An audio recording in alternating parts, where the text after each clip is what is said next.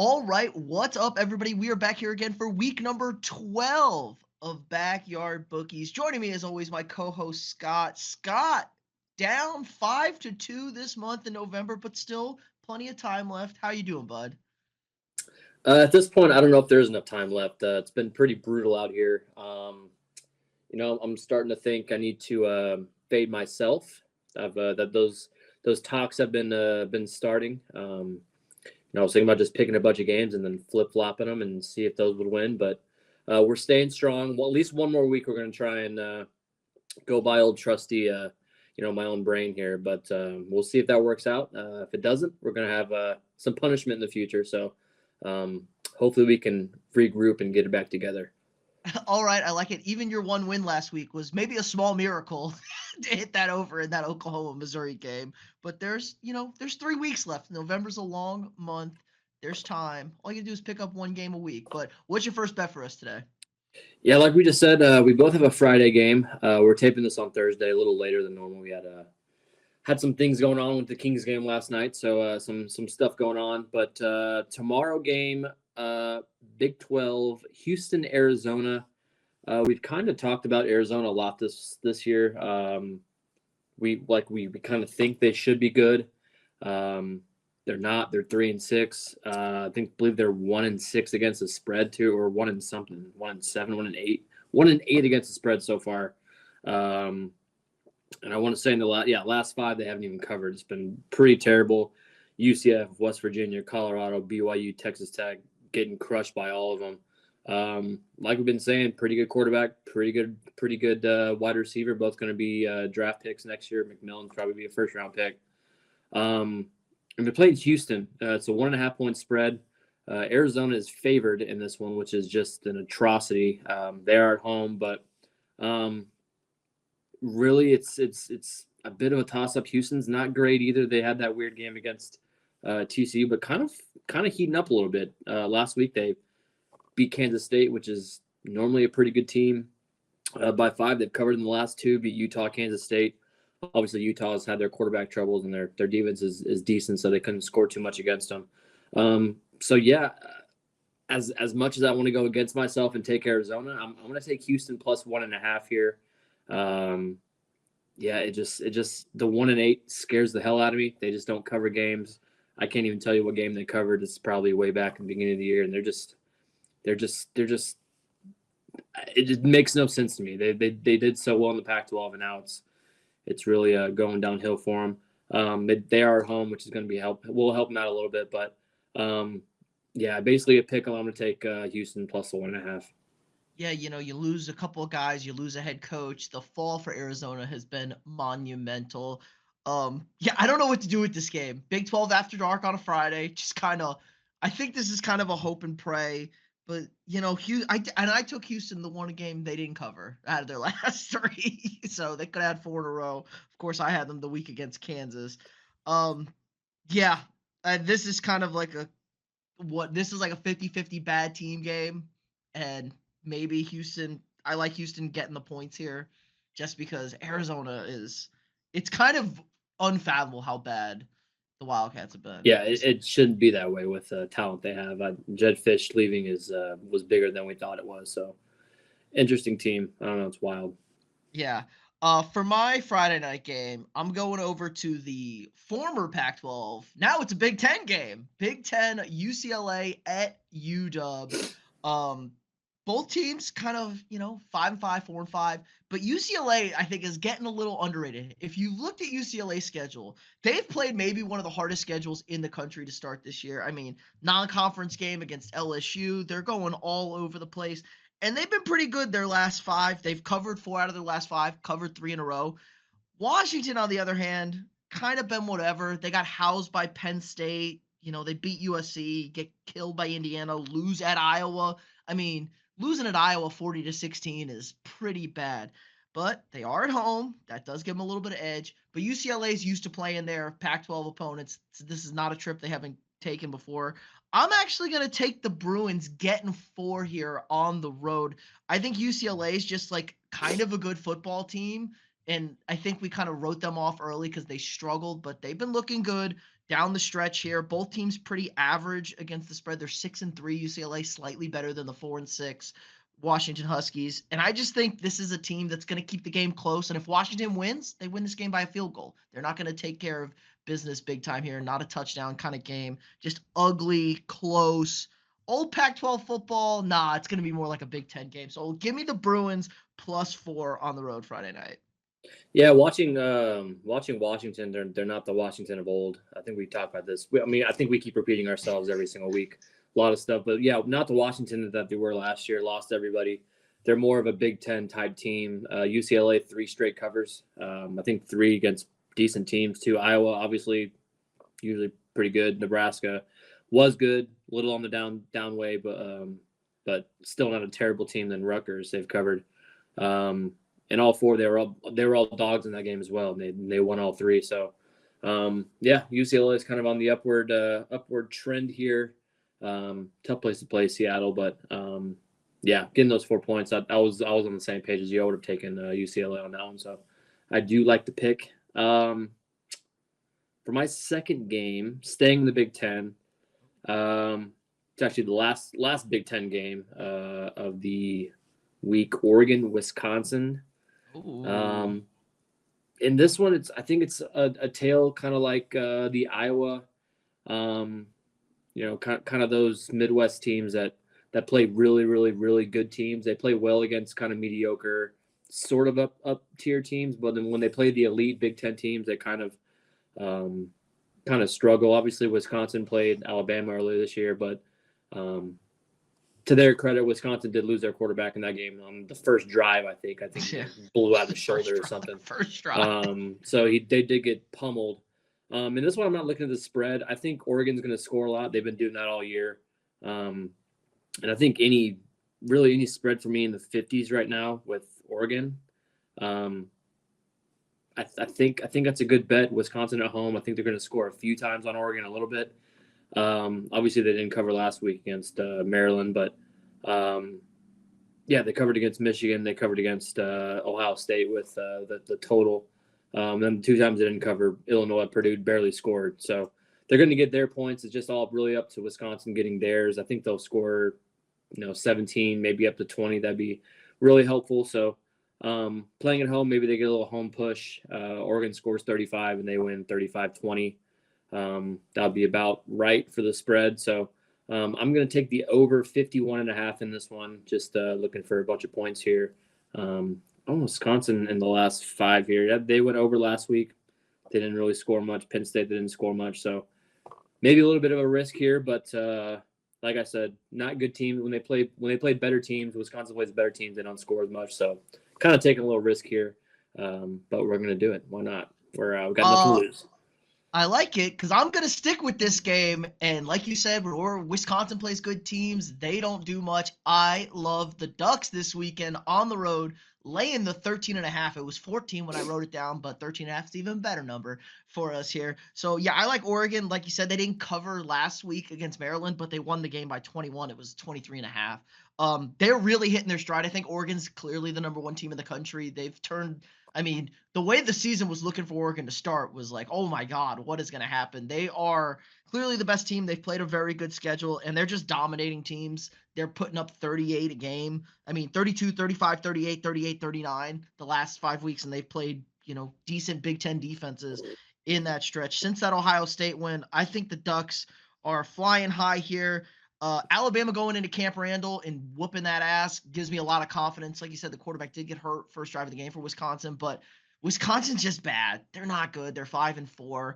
I think Oregon's going to have a very, very strong performance today. So I do like your over on that one, and I like the Ducks laying the 13.5 on the road. Yeah, that's kind of where I would go to. So I'm with you. We're on the same team on this game. So love that. Go Ducks offense. Yeah, so for my third game, I think I'm picking kind of a squarey game here. I think it might be the squariest game of the week. Tennessee, Georgia is definitely squarey as hell. Everyone's kind of watching Georgia and saying, man, this team kind of stinks. Carson Beck's throwing on interceptions. They can't score. They got beat up by Ole Miss last week. in a pretty terrible game for Georgia. They're playing Tennessee. 9.5 is the spread. They are favorites at home. Georgia's favorites at home. I think I'm taking the square pick. I think the square pick has been every time I've said it's been a square pick, it's won. So at least 3 times I've said that this year, and it's won. I'm taking the Tennessee with the points here. I just don't believe in Carson Beck. I mean, did so well last year, and then this year, you're just waiting for him to come alive and waiting for him to come back to his prior form. But he's dating a Cavender twin now, so he's got other things to worry about. I don't know if you know the Cavender twins. Yeah, I know the Yeah, Cavaliers. the other one's dating Jake Ferguson with the Cowboys. So there you go. They just want the They money. definitely love the spotlight. Definitely. So he's a little distracted. He's forgotten how to play football. And on Pardon My Take, they talked about a quarterback with an arm sleeve. Oh, arm sleeve. How about the eye black? He's got too much eye black. No, he also said he has too. I think he has a leg sleeve as well. So like, I don't like my I agree to them. I don't like my quarterbacks with arm sleeves, leg sleeves, and just with warrior eye black. Just not a good look. It's like I mean, I don't think too many people listening to this are going to remember Casey Paha, but that just reminds me of him back in the day with all the tattoos that he was kind of garbage and did cocaine, but that doesn't matter. Regardless, we're taking Tennessee plus the points. Hopefully Nico comes out and does his thing. This was a Nico pro Nico podcast for a long time. Kind of wore off a little bit. He started to be not as good as we thought, at least his freshman year. But yeah, I'm going to take the square pick, take the points, and hopefully Haley or Hannah, whoever Cavender he's dating, distracts the hell out of Carson Beck and loses again. Well, maybe Beck's, his eyes are kind of far apart. Maybe he's not seeing the defenders. They're in that blind spot because he's just throwing the ball straight to defenders. Yeah, this seems super square. Tennessee, I don't think Tennessee is that good either. Like Tennessee is way overrated. That's the problem. I thought they aren't very good either. So it's like, But 10.5 is a massive number. Right. Exactly. In this game. Nico is in concussion protocol, but Heupel's, he's been practicing, so I'm assuming he's going to get out there. Yeah, that's how I figured too, because I looked at that number yesterday, and I was like, what? This doesn't seem right. What is going on here? Because Georgia looks terrible, and it's not like, oh, Georgia ran into a bad spot and they've looked good. We talked about it last week. That was my upset. I had Ole Miss winning that game. They've been flirting with disaster for the last few weeks because of how bad Beck's been at quarterback. Now, maybe the Georgia defense just suffocates that offense, but again, 10.5 points is so much. So yeah, I like it. We've been really good on square picks. Like rats have not been very ratty tonight or for us this year. So I like it. For my game, we're going with the big noon kickoff, baby. We're heading to Boulder. We got the Utah Utes at the Colorado Buffaloes. And, I think we all have to take the L on Deion Sanders and the Buffs program. This was a team that looked like they were a shit show. They were a disaster. Fade the Buffaloes, and they've really come on strong. The Big 12 fits them much better as a conference. It's the conference of chaos. They fit well in there, and they demolished Tech last week. I mean, that game was not close in the second half. They look good. The tortillas and like you said, Utah's offense is it's so bad. I mean, they played probably the best game you're going to get out of Utah in the Holy War, and the referee still took the game away from them and gave it to BYU. I mean, they haven't covered. They haven't covered 5 straight at least. They've lost 5 in a row, probably more than that, probably 6 at this point. No, 5 in a row. They're 4-5. So they're 4-0 and they've dropped 5 in a row. Colorado, on the other hand, they've been cruising in the Big 12. Their only loss in conference is to Kansas State at home by 3, and Kansas State's good. Kansas State is a better team in this conference. I'm gonna take Colorado with the big number here. They're laying 11.5. I just think the offense is going to be able to score on them. We've seen them run the ball more consistently. Shedeur Sanders is playing out of his mind right now. And the Buffs defense and Warren Sapp, I don't know, man. He's just kind of turned that unit around. They're stopping people. Utah's offense is bad. I just don't think they're going to be able to keep up. Utah maybe gets 10 points in this game, and we get a comfortable Buffalo's 30 again. I love Colorado in this one. It's weird. They're a real playoff threat, but I think this is not a very close contest. Yeah, this is one of my honorable mentions. So I had the exact same thing. It pains me to go against Utah so much. Um, they've been so good. They've been so good for me, and Cam Rising's been so good. He's been my guy. Now he's just gonna come back for his 8th year next year because he's hurt again. And he's gonna just the Utah program's gonna just be in shambles for another year because he's gonna get hurt again. They're gonna be waiting for him to come back to his Ohio State game type talent, and it's never going to come back, and they're just going to be in a hole for another year, and it's so sad for me. Um, I know I had Utah early on this year on a few games, but it's just so tough for me to pick them now. Colorado's rolling. I think they've won 5 straight, like you said, against the spread. And Utah's, they, like you said, like that game in Provo is just, or that game in actually Salt Lake City. Yeah, the best you're gonna get. Yeah, that's as good as you're gonna get. And they played their asses off. I watched the very end of it. I didn't really get to watch much of it, but yeah, Jake Retzlaff on his own 5, and they somehow come down and kick a field goal for the win. Just heartbreaking for them. That's the only game they had left. They don't care about this game. It's tough for the Utah program right now. So yeah, as much as we don't like to pick Colorado, that's the easy pick here. They're going to win by probably 2 touchdowns. So, knowing me, I haven't picked them yet. I almost took them last week. They're going to lose. I gave the way it goes. Like, you can't be surprised if that happens. So you can't. It is what it is. Yeah. Give me your honorable mentions this week. So I got Tulane -7 at Army. Navy. I don't know. It just seems like too easy to pick Navy with the points. I feel like Tulane will cover just because it just doesn't make as much sense as it should. You would think Navy be a little closer in that one, and it's not. So I'm taking Tulane -7. Like I said, Colorado -11.5 against Utah. And then the last one, I only had 3 or 4 of them. Had to do this pretty quick, but this is an interesting one. LSU -4.5 against Florida. I don't know if Graham Mertz is coming back this year. This week. DJ's or playing. I know DJ Lagway's out. He was out. No, is he out? I'm pretty he's sure. playing. I think he practiced. If he's playing, last week. okay. I think DJ's playing. I had QBs in parentheses. I don't know what Florida had for quarterback. So if Lagway's playing, maybe a little closer, but I'll probably still take LSU -4.5. They are the better team. That's about it. Just not the guy last. Whoever played against Texas, just not that guy. Not the kid from No, Yale. Just don't put that guy in.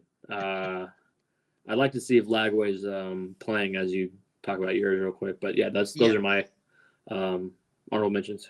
All right. I like Texas for my honorable mentions. I like Texas -12.5 at Arkansas. Arkansas got housed by Ole Miss, and Texas. I actually liked what I saw out of Quinn Ewers last week. He looked like he's finally healthy, maybe. But Quinn Ewers has been known to shit the bed. I like where is it? Illinois -2.5 against Michigan State. I think Illinois is a good team. Michigan State really isn't that good. 2.5, such a small number. I also very much like Notre Dame -23.5 against UVA. Notre Dame has been covering these big spreads, no problem, but they are Notre Dame. They are due to screw up here and ruin their playoff chances. So I am getting a little worried. I'm hoping that's the Army game, not this week against Virginia. That's what I had for my honorable mentions. What is your upset?